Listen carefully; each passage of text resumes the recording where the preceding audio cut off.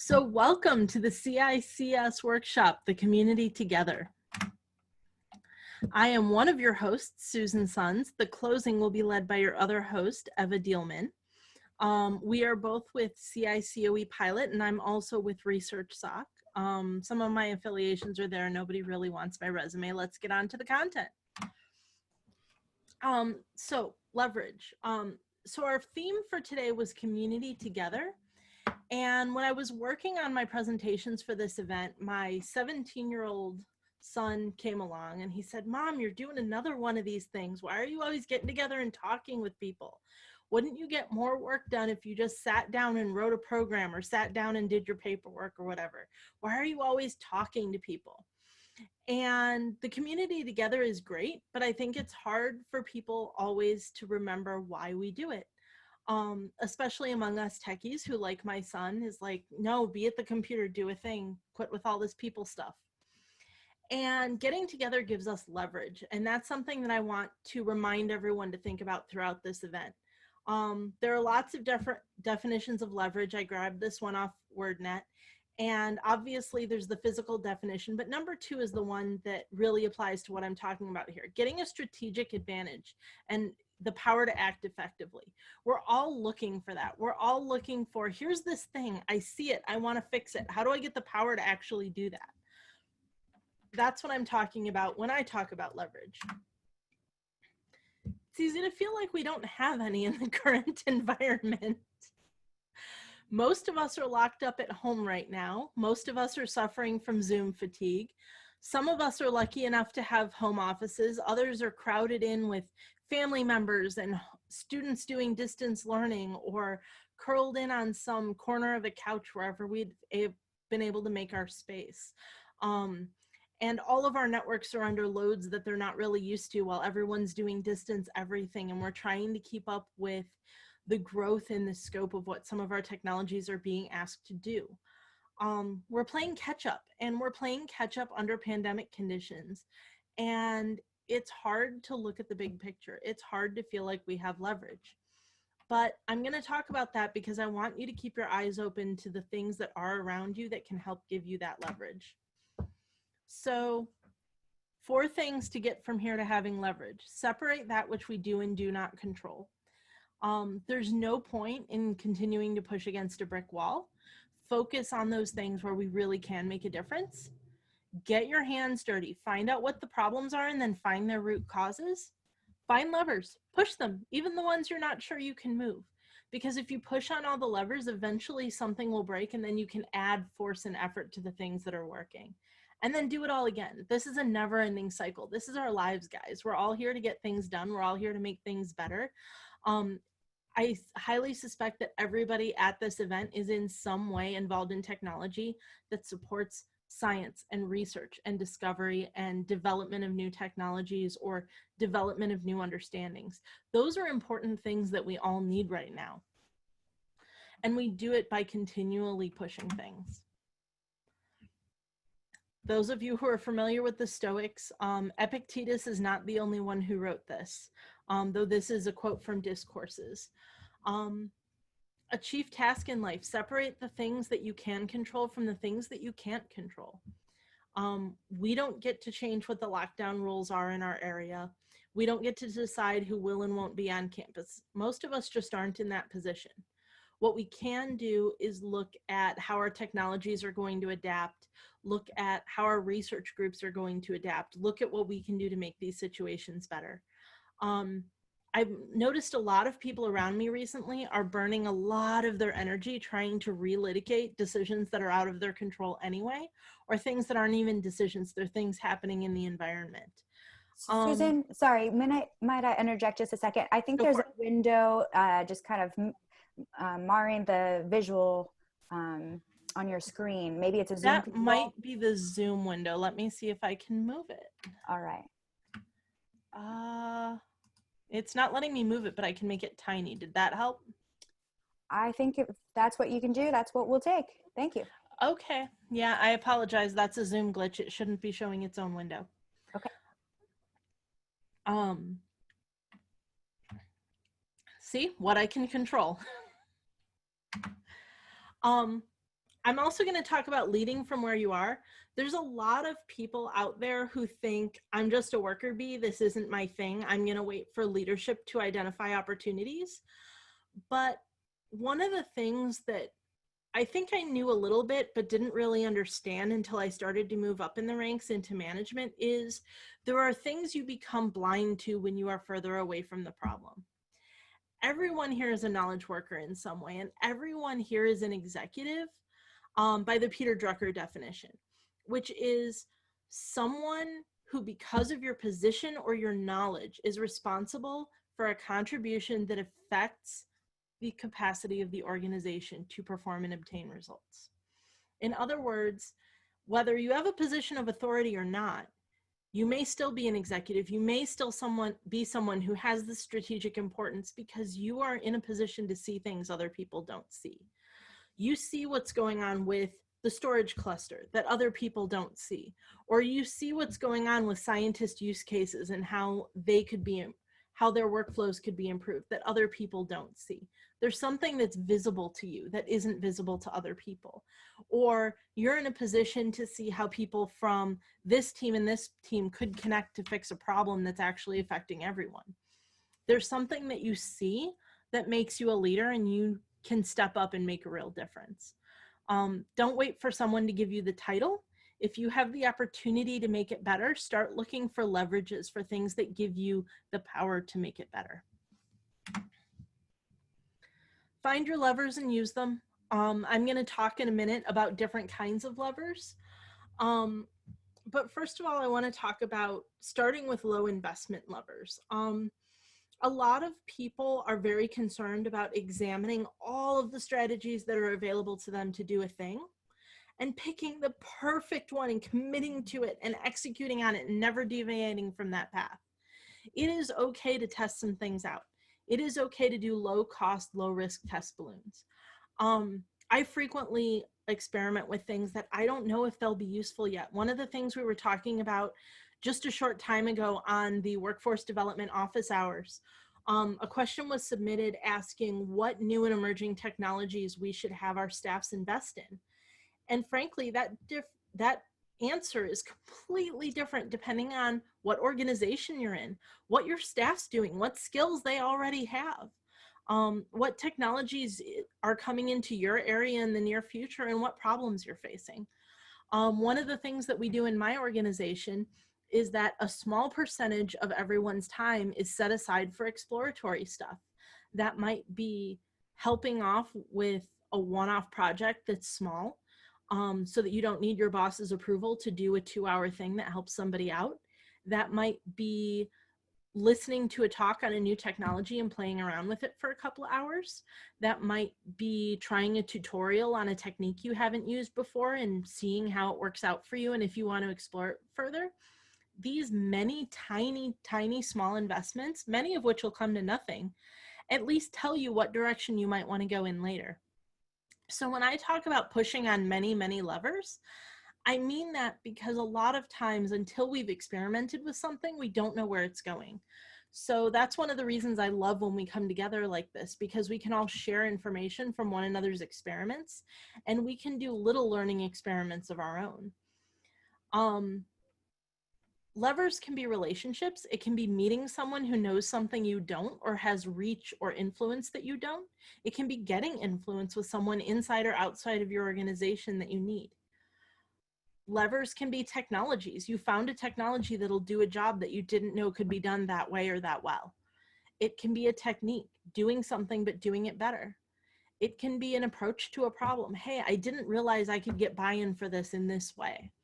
Or, hey, I didn't know that I could implement it in this way, which will reduce our downtime, or which will make the migration easier for our users, or which will cost less. It's finding tools.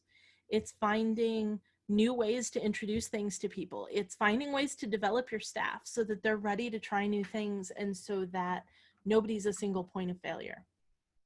Whatever's on your plate, whatever you think should be on your plate but isn't yet, looking for those levers, those things that'll help you is important. And that means stepping back from the day-to-day grind like we're doing here to find things that can help us wherever we're going to find them.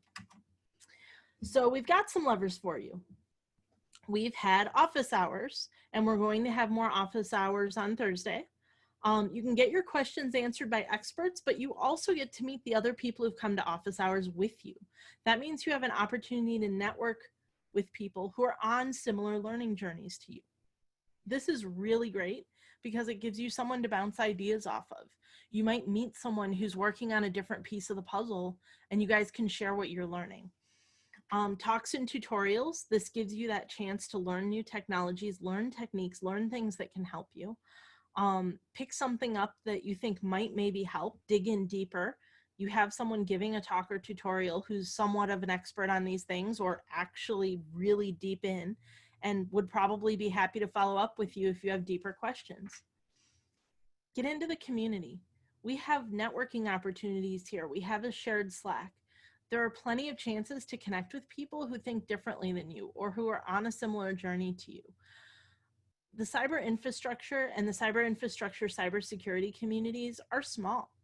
We're all doing technology, and yes, we use a lot of what they call COTS, commercial off-the-shelf technologies, but we use them in different ways. We have different concerns here in science land. So we really need to get to know each other and get to know what's out there, and also network with the outside world, because these technologies are in use in other places and there are things that they discover before we do. It's really great to have these moments and to find out the levers other people are pulling on and learn from their successes and their mistakes. Another thing we talked about earlier is I wish that people would share their failures more. It's great to get up and show you this new shiny thing I did and how well it worked and how great it was. And here's how you can implement it. And here's all the steps and here's all the moving parts and here's what you need. And that feels great because I love sharing things that I'm passionate and excited about. It's not just an ego trip. It's genuinely pleasing to share things that we like and that we think will make other people happy because they made us happy. But a lot of times when we share our failures, we give other people important lessons. We save them from making the same failure, or we share how the failure happened and they understand how to avoid it, not by not doing that thing, but by doing that thing in a different way or doing it better. So some resources and logistics. And I'm going to try to get through the last of this talk, which is only a couple of slides, pretty quickly. My goal was to only use half of the talk time on the main talk so that I can take questions about the talk, about the community, about things we're doing going forward, if anyone in the audience has them. So please start thinking of your questions. And if you don't have questions, I'm going to pontificate a little bit more about levers we can look for in our community and things that we can find and talk about amongst ourselves to try to improve CI and the experience of being a CI professional for everybody. So start thinking of those questions, and in the meantime, I'm going to remind you of some resources and some logistics. Our first talks are going to start immediately after this one. Some of you have already enjoyed office hours. Links to all of the talks are in your welcome packet, not just the talks that you personally signed up for. If you change your mind or you get a new understanding of something and really want to find out about it, it's okay to change it around. We left enough space that there's going to be room for everybody. Don't forget to join us on Slack. There are also Slack links in that welcome packet. And if you have trouble joining, get a hold of me or of Wendy. It's great to have that community where you can just chat with people who are also working on cyber infrastructure projects and see what other people are doing that you might be interested in. Make some career connections, make some personal connections, talk about your dogs. These are the things that would normally happen in the hallways at our conference, and we really wanted to give you a chance to make those connections, make the chance to talk to people on a person-to-person level and not just watch talks, because I could soapbox forever, but at some point that's less useful than you getting out of me what you want to get out of me. And I want to be useful to you. So I have a bunch of really big thank yous. Wendy Whitcup and Todd Stone have gone above and beyond in organizing this event. There were a ton of logistics to figure out, especially with two organizations coming together to sponsor this, and these being two organizations who are halfway across the country from one another. So Wendy and Todd, thanks to both of you for all of the many hours you put in, especially the ones you spent chasing me to get things done. So you are greatly appreciated. A thanks to Indiana University's IT communications staff. Todd was able to rope them in and get them to handle some of the Zoom logistics and the registration pages and things like that that we needed to just kind of make the underlying conference stuff work. And also a huge thank you to the presenters and the facilitators. Nobody who shows up at these things gets paid to do so. These are all people who've offered to spend some of their time to help other people get information that they need and make connections that they need. So whether someone's come to sit in on office hours or present a training or give you a talk, they're doing that out of their own time. And especially the facilitators who are there supporting our speakers, they don't get any limelight, but they're sitting there making sure that Zoom runs smoothly, taking questions, supporting our speakers, and making all of the online logistics possible, which is a bit of a shift for a lot of our speakers who are accustomed to doing these things online. So please, if you have a chance to talk to any of these people, pass on your thanks. We've kept it a free event, in large part thanks to all of their hard work. So those are my thank yous, and I will be around if anybody needs me, but I have set aside a huge chunk of this time so that I can talk about what you folks want me to talk about. So please let me know if you have any questions. Otherwise, I can go back into pontification mode, but I have a feeling that there's something out there that'll be of more interest to you guys than me standing on a soapbox about levers.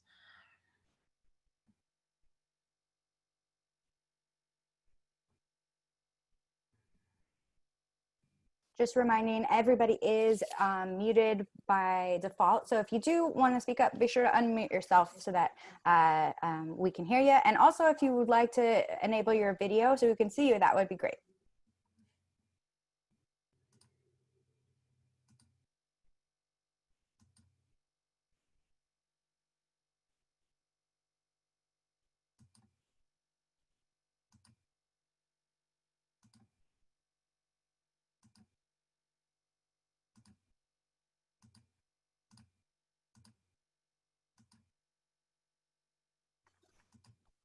All right, and also if you are reaching out to get into the Slack, I am adding you as you send me your email address, and you should be receiving an invite in your email. That's awesome. Thank you, Wendy, and thank you for all the work you've done on this. So I'm sure you'll let me know if somebody chats a question. I hope that someone will speak up soon, but otherwise I can continue a little bit or let you all out early. One of the things that I'm really glad we were all able to come together on is we've had a break over the summer, but it's not been a break. Everybody's been scrambling to keep up with the changes that are happening in all of our workplaces, and a lot of our events that normally bring us together have been canceled or postponed. I know that we're going to have the NSF Summit next month. The normal cyber infrastructure workshop at the large facilities meeting that happens is happening, but it's been postponed until I don't even have the date in front of me. But it's a ways off.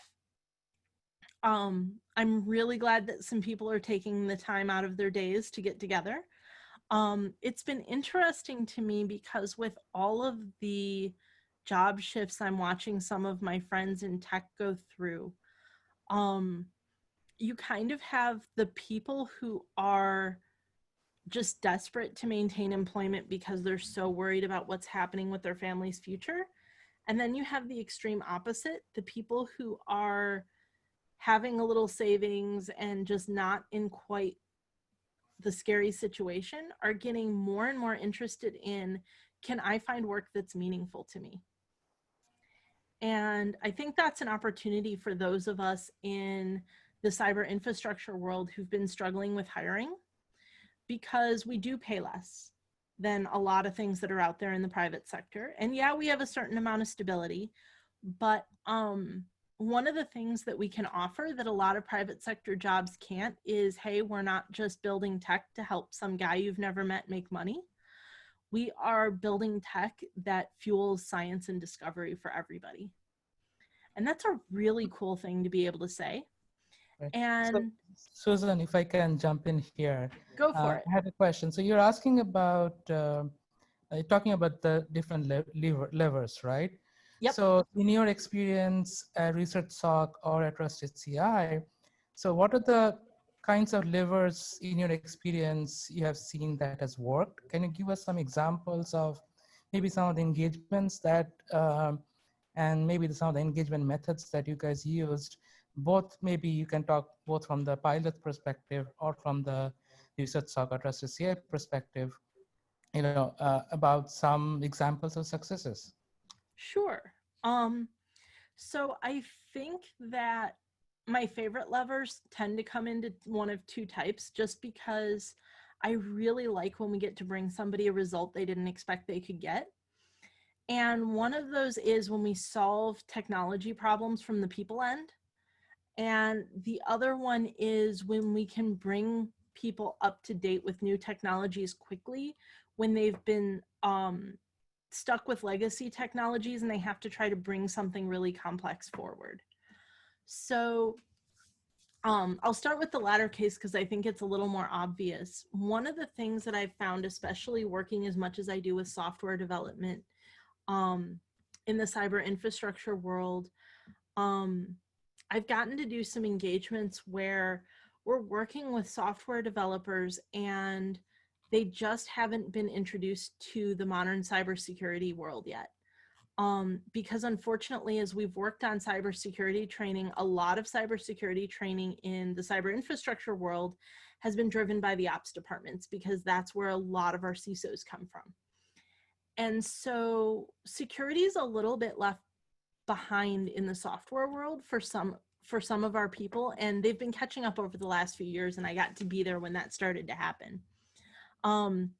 So we saw groups that were still using CVS and SVN and didn't understand that that was a problem, because CVS and Subversion do a pretty good job if you have a pretty simple source control management case. What they lack is integrity checking. And so enabling people to migrate when the migrations can be complex was really fun and helpful, because it then also opened them up to a whole bunch of new contributors they didn't realize that they didn't have access to, because young developers don't have exposure to CVS and Subversion or any of the tools that rely on them. Whereas they already had access to tools that use Git or Mercurial. So that was really fun, and also introducing people to things like static analysis for the first time, and a lot of those fun things, and going through and doing, taking people through their first security exercises. One of the examples of using technology to solve a people problem is I've worked with a bunch of teams where everybody who works on the technology knows that they have one specific security problem or a group of them that they need to fix. Everybody's in agreement, they just want to fix it, and leadership doesn't believe them. And they have some person in their leadership that they just can't break through to. And you can make the best arguments and you can make the best project plans, and sometimes it's just hard for a non-technical person to see. And one of the really fun things we've gotten to do is go in and set up a live security exercise, but get that stubborn person from leadership to be on the red team. Let them be the bad guy. Let them break into something. And when a non-technical person, first of all, has the rush of the game and getting to break into things, they have some fun and they get into it, but then they realize that it's easier than they imagined. And then they really get behind the problem. So that's a fun one for me, where we get to use tech to solve a people problem. I also really like using people to solve tech problems. One of the things that we found over the years, whether it's with Pilot or ResearchSOC or Trusted CI, is that a lot of technical problems, as much as people want to, moan and complain about why somebody didn't do something right, I found that, except for those of you out there still using Intercal, and I know who you are, nobody gets up in the morning and says, I want to write the worst code possible or build the worst system possible. They get up in the morning and they have, with the time they have, with the thing they were told to build, in the environment they've gotten, the pressures they were under. So going around and teaching people how to fix a program, how to interface with their management, things like that is really rewarding. In Trusted CI, we've helped build a lot of cybersecurity programs in a lot of facilities and a lot of smaller NSF projects. Mm-hmm. Figuring out, just helping people decide who owns what is incredibly powerful. Yeah. So Susan, I think maybe you can allude to some of the community engagements that you're doing, right, across the large facilities on from a cybersecurity point of view. Um, so in terms of how do you bring people together, right? One of the themes of this workshop is going forward together, right? So uh, can you talk more Absolutely. about it? Thanks. And a little more background on ResearchSOC and CICOE, of course, if you can. That was a question from the group. Sure. So I think what Anirban is hoping I'll talk about is we have an identity management working group, which is a partnership through the CICOE pilot and Trusted CI, for those of you who know that organization. And it's a great chance for people from different projects and facilities who all have identity management challenges to come together once a month, learn about a new topic, and work with each other to figure out what they can work on collaboratively and help advance identity management for all of them. Josh Drake, who's on this call, leads that, and he's doing a fantastic job. Get a hold of him if you have any interest in joining that group. CICOE Pilot is one of the groups that's leading this event. And for those of you who haven't gotten to know the pilot yet, this is a center of excellence. It's a pilot program to build a center of excellence around cyber infrastructure. Our goal is to improve the practice of being a cyber infrastructure professional and the quality of our cyber infrastructure across all of the NSF ecosystem. Because what we've found is a lot of projects are left to reinvent wheels on their own, because within a science organization, you only get to focus so much of your resources on improving your cyber infrastructure, even though that's the thing that's holding up all of the science that is really your core mission. And so by creating an organization that can help network across the large facilities and many other NSF projects as well, we're creating opportunities, we're creating leverage to help solve these problems once for everyone, instead of everyone trying to reinvent the wheel for themselves. And to get people communicating and making sure that we can share lessons learned and build on one another, so that people can get the experience of standing on the shoulders of giants instead of scraping themselves out of the dirt. Because it really is, it's a day-to-day thing. We're trying to solve problems, and we have problems coming in as fast as we can solve them. Knowing that you have a community at your back is a really big thing, and having the entire community's resources going into improving things and educating ourselves and finding new techniques and technologies is a big win. ResearchSOC, I'm deputy director there. This is a security operations center that is focused on the needs of research. So we do 24/7 monitoring and alerting. We have some unique monitoring technologies such as the Stinger honeypot service and the Viz vulnerability identification service that can be deployed to your network.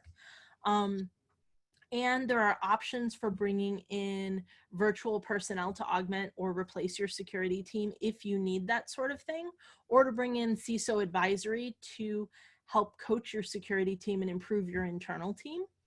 The goal here was that while we saw a lot of our science partners going to commercial services to try to get these sorts of things, those commercial services were really ready to deal with your mail server and your web server and the things that they sort of considered normal in their world, but they weren't really prepared to meet the needs of science. They weren't prepared for the folks who have a giant telescope on a volcano. You know who you are. I see you over there, Jerry. They weren't really prepared for those of you who have a mass spectrometer in the corner. They weren't prepared for those of you who have a science gateway. They weren't prepared for those of you who have arrays of instruments all over the world or ships that come and go. So we really wanted to build a resource that can help with your operations so that you don't have to build everything from scratch, but that was tuned to the specific needs of research and responsive to what the science community is needing to do at any given time. And that's what ResearchSOC does. We have some educational offerings for everyone in the community. You do not have to be a ResearchSOC client to jump into our webinars and learn something. We're happy to have you no matter what. Great. Susan, one of the questions from the group is if maybe you can talk more about Trusted CI and the community engagement activities around IDM for scientific facilities. Absolutely. So Trusted CI has been a partner with CI/COE Pilot from the start on identity management. They've co-funded an effort that has been really successful, both in doing deep engagements with individual clients such as Neon and Gauge and the academic research fleet to help them solve specific identity management problems that they're facing, because identity management kind of lives in this rough gray area where there are serious cybersecurity concerns, but it's also an infrastructure problem because you have a lot of things that the identity management system needs to talk to. And it's sort of part of a lot of decisions that you make that aren't directly security decisions. There's the identity management working group I spoke about earlier that's run by Josh.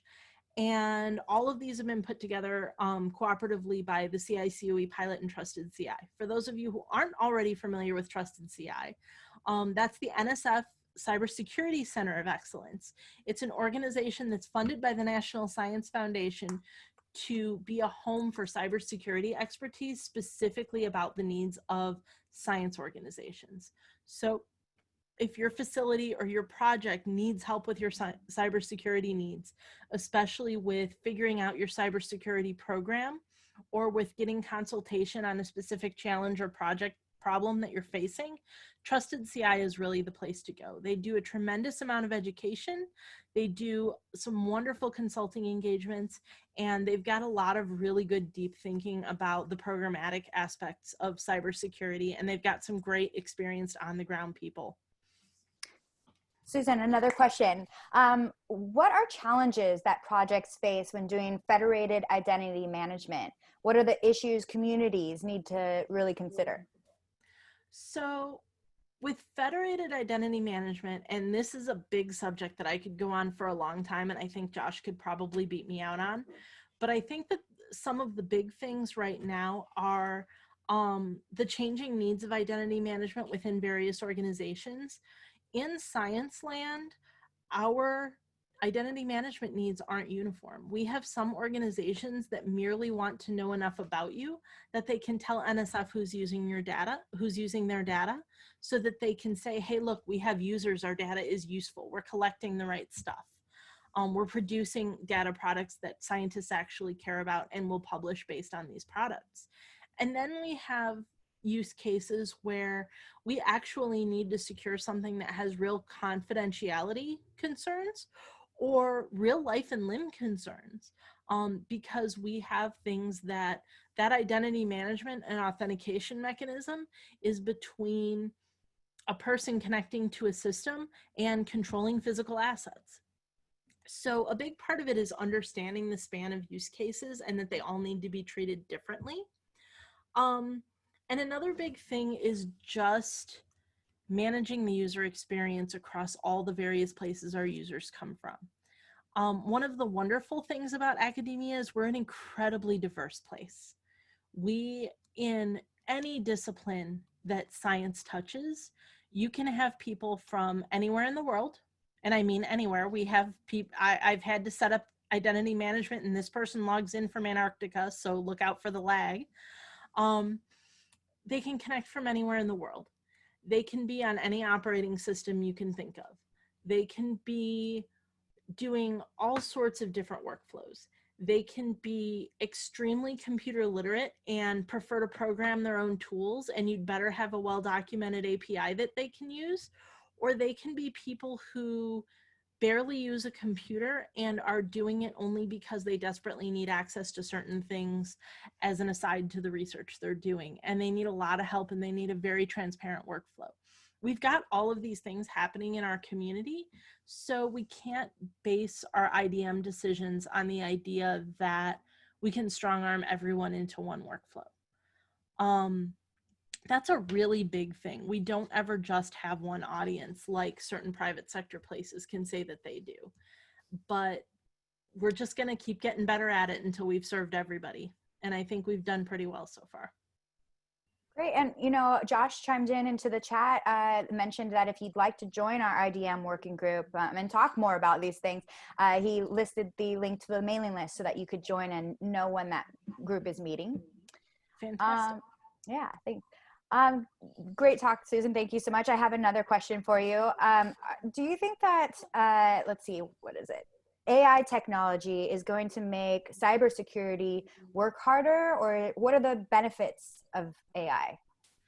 I think AI has a lot of benefits and a lot of drawbacks. On the one hand, AI gives us opportunities to do the things that we were doing while offloading a lot of the tedium. You know, this is kind of the story of most automation over the years. AI isn't special or different in this regard. Um, so I'm a CISO or a deputy director, or pick one of the senior hats that I wear. When I really have something down and I know what it is, I hand it to one of my senior people. And when they've really worked out all the details, they hand it down to a junior person. And when the junior person knows how to do it, we hand it down to an intern or an AI.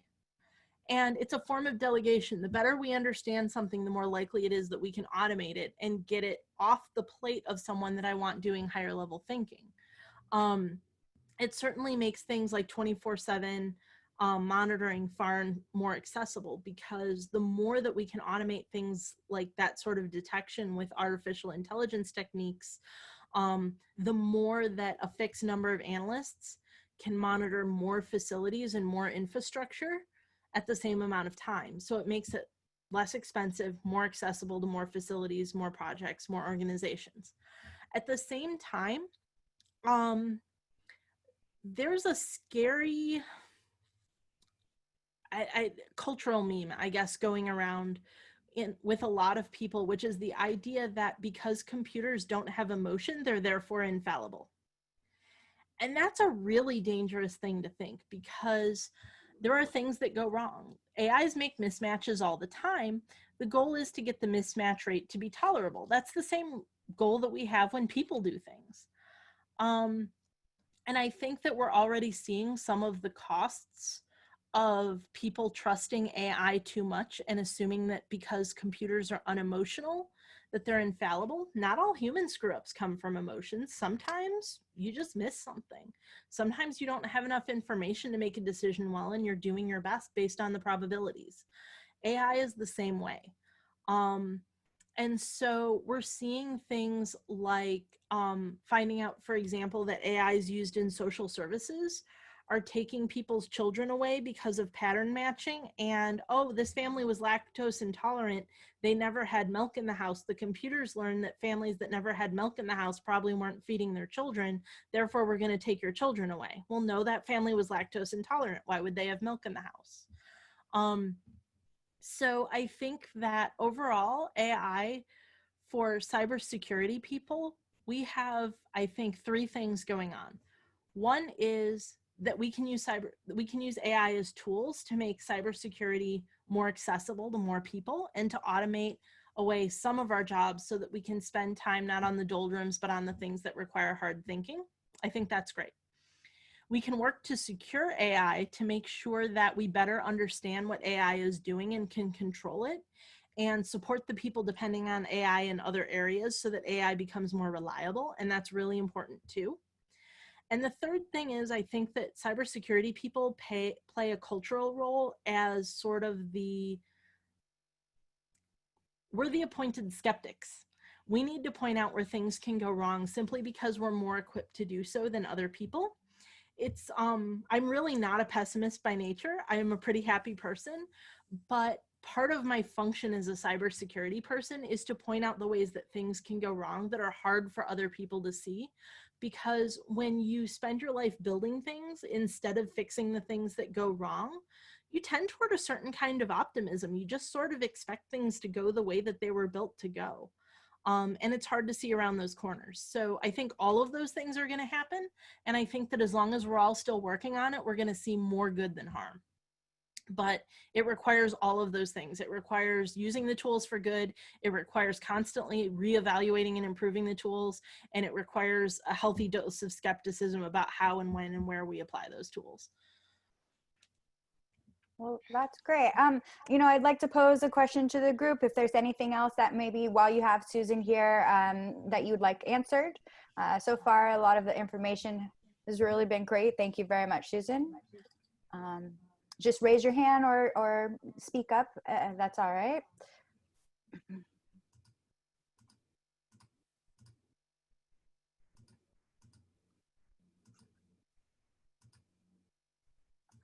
All right.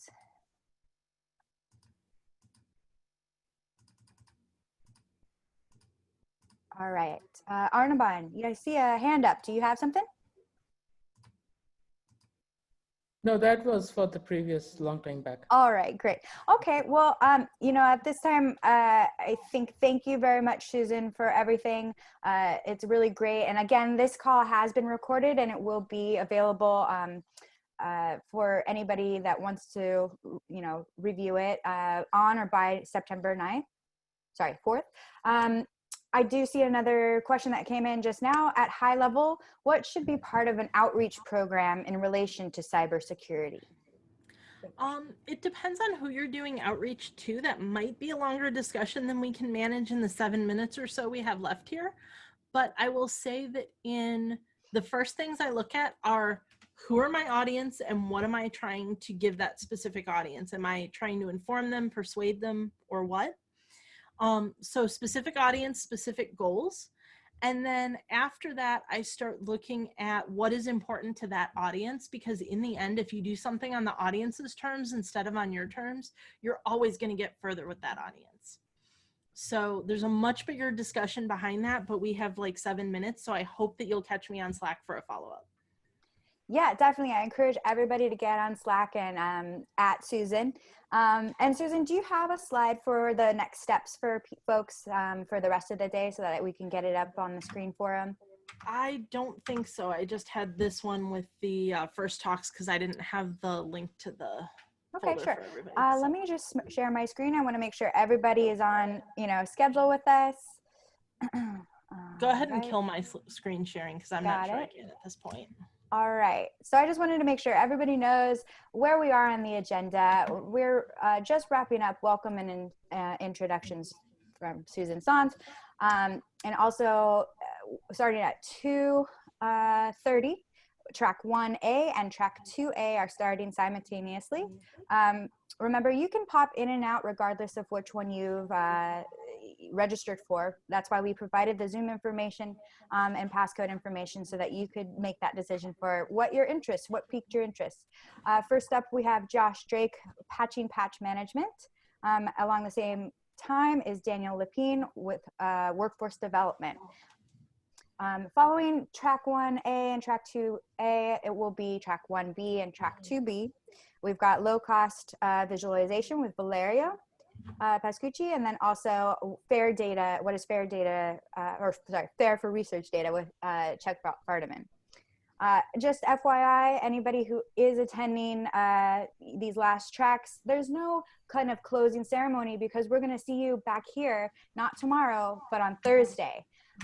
So you can go ahead and use that same agenda and scroll down and see all of those Zoom links that are pertinent for Thursday. So if you have any questions or any kind of, connection questions, be sure to hit the Slack channels, hit this main Zoom room, which should be open at it every time, and you can get going. Definitely utilize the platforms that we've provided for communication. I see a lot of things in the group chat happening, and we will record a lot of this stuff so that we can follow up on any questions that were missed and provide maybe an FAQ section on the website, the official website. I just want to go there so you guys know, if you haven't seen it, that it does exist. This is the official website for this event. And we hope that this is a long-term engagement, long-term relationship where you can revisit this site and get more information. If you couldn't attend one session that you were interested in, you'll be able to access some information about where that's being hosted. Either it will be hosted here or on a YouTube. We'll get that information to you later. Okay, I think that's all I have for this session. Let's see, were there any last questions that I missed? Just looking through the chat, 1 second.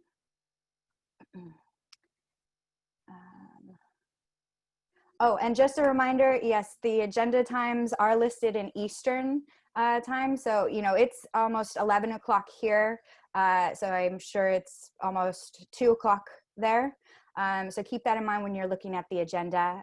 Good point to make note of. All right. Okay. Well, thank you everybody for attending welcomes and welcome and introductions. Again, that was Susan Sons from Indiana University. She'll be available on Slack for any further communication. All right. See you all in the next session.